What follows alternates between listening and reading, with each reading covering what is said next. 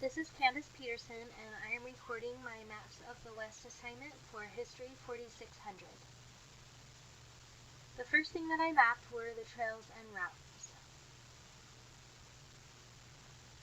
On the left-hand side, you see the Coronado Expedition route. The Coronado Expedition began in Mexico City. Coronado was searching for the cities of Gold and Quivira. The expedition went through what we now know as Arizona, New Mexico, Texas, Oklahoma, and Kansas. El Camino Real is a route that the Spanish created on the right-hand side to link the missions along the California coastline. It connects Baja California through San Francisco. This is a map of the Oregon Trail, Lewis and Clark, and the Santa Fe Trail. The Oregon Trail, seen in a solid red line, begins in Independence, Missouri and continues through the areas we know as Kansas, Nebraska, Wyoming, Idaho, and ending in the Oregon Territory. The Lewis and Clark expedition, seen in the black dotted line, also began in Missouri and headed north through Iowa, South Dakota, North Dakota, Montana, Idaho, Washington, and ends at the Pacific coast in the Oregon Territory. The Santa Fe Trail, seen by the black dotted and dashed line, began in Missouri and traveled through Kansas, Colorado, and a fork cuts through a portion of Oklahoma before meeting again in Santa Fe, the capital of New Mexico. The California Trail on the left-hand side is the trail that was used by the 49ers and those traveling west through Wyoming, Utah, Idaho, and Nevada during the gold rush. A few important points on this trail are the South Pass and Hastings Cutoff. All trails lead to Sutter's Fort and other areas in the Sacramento Valley where gold was discovered. On the right-hand side, there's a closer look at the California Trail showing Hastings Cutoff, which led through the Wasatch Mountains in Utah, through the Utah Desert, and looped south of the Ruby Mountains before rejoining the California Trail in Nevada. This is the Mormon Trail. The Mormons left from Nauvoo, Illinois, and took pioneers through Iowa, where they had winter quarters, Fort Kearny, North Platte, and Chimney Rock in Nebraska, Fort Laramie, Devil's Gate, and Fort Bridger in Wyoming, and finally to their destination in Salt Lake City, Utah. This is a map of the Old Spanish Trail. The one on the top left is the route from Los Angeles that connected to Santa Fe, which was the capital of New Mexico. The one on the right-hand side is called the Old Spanish Trail, the southern borderland trunk line. It connects the Pacific coast and follows the southern coastline through Arizona, New Mexico, Texas, Louisiana, Mississippi, Alabama, all the way to Florida and the Atlantic coastline. The Chisholm Trail, I hope I'm saying that right, was a cattle route that connected trading posts in the Texas area. It ran north to south to, if you were going south to north, you would end up in Kansas. There was also trading posts along that route. The Transcontinental Railroad route on the right-hand side connected the area west of the Missouri River to the Pacific coast, the San Francisco area. This route passed through Nebraska, Wyoming, Utah, and Nevada on its way to California. So now I have historic locations. This is a map of forts that were along the Platte River: Fort Bridger, Fort Laramie, Fort Kearny, South Pass, and Fort Hall. The three important forts along this route that follow the Platte, the North Platte, and the Sweetwater rivers are Fort Kearny, which is in Nebraska, Fort Laramie, and Fort Bridger, which is in Wyoming. In between Fort Laramie and Fort Bridger, you can see where South Pass is located in red on this map. Also, you can see Fort Hall, which is located to the northwest of all of the others, which is in Idaho. This is the Lewis and Clark, Fort Mandan, and Fort Clatsop. Also on this map, there you can see where Fort Astor and Fort George would be on the left-hand side Pacific coast. Both Fort Mandan and Fort Clatsop were important in the Lewis and Clark expedition. Fort Mandan is where Lewis and Clark spent the winter between 1804 and 1805 with the Mandans. During that time, they prepared for their journey west and learned a lot from the Mandan people. Fort Clatsop is on the Pacific coast, located at the mouth of the Columbia River, and this is where the Lewis and Clark expedition ended. They spent the winter of 1805 to 1806 there before returning home. After Lewis and Clark left Fort Clatsop, the region was mostly inhabited by fur trappers and traders. Fort Astor, located along the Columbia River, became a fur trading post near the Rocky Mountains. Ownership of the post would be transferred to a British fur company and renamed Fort George. Eventually, the region would be given back to the United States.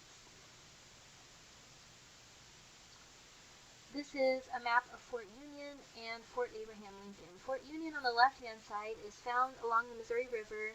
It's pretty far north, almost to Canada, and it's right on the border between Montana and North Dakota. Fort Lincoln is also located along the Missouri River.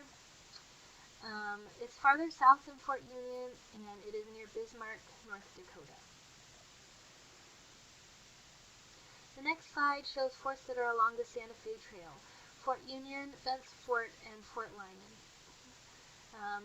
The Santa Fe Trail connected the capital of New Mexico to Independence, Missouri.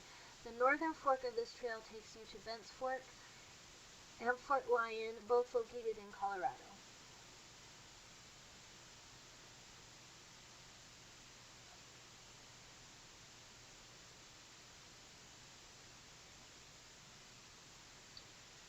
This is a map of Fort Phil Kearny. Fort Phil Kearny is located along the Bozeman Trail, just south of the Montana border, right here in Wyoming. This is a map of the Alamo, which happened in San Antonio, Texas. It's right there. The Acoma Pueblo is located in New Mexico. It is southwest of Albuquerque and the Rio Grande.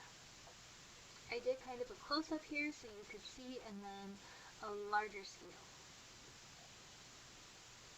Now I will show you the maps of the rivers and lakes. This is a map where you can see the Missouri and the Mississippi River.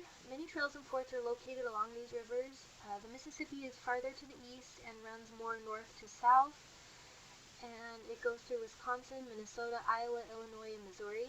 The Missouri River runs more southeast to northwest, or vice versa, through Missouri, Nebraska, Iowa, South Dakota, North Dakota, and Montana.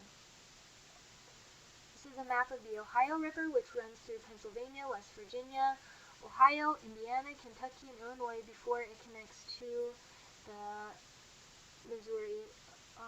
Mississippi River. This is a map of the St. Lawrence River, Lake Ontario, Lake Huron, Lake Erie, Lake Michigan, and Lake Superior. The St. Lawrence River right here connects the Atlantic Ocean to the Great Lakes area. You can see Lake Michigan here, and on the next slide right here, we will focus in on Green Bay.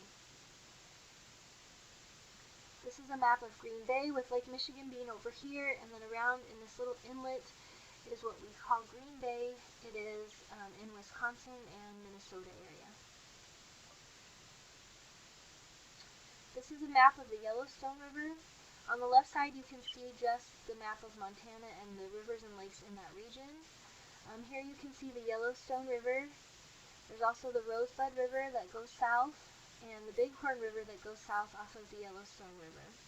You can also see on the right-hand side a larger view of the Yellowstone River as it goes down and eventually connects to the Missouri River in Nebraska. This slide, on the left you can see where Bear River runs through Utah, Idaho, and Wyoming.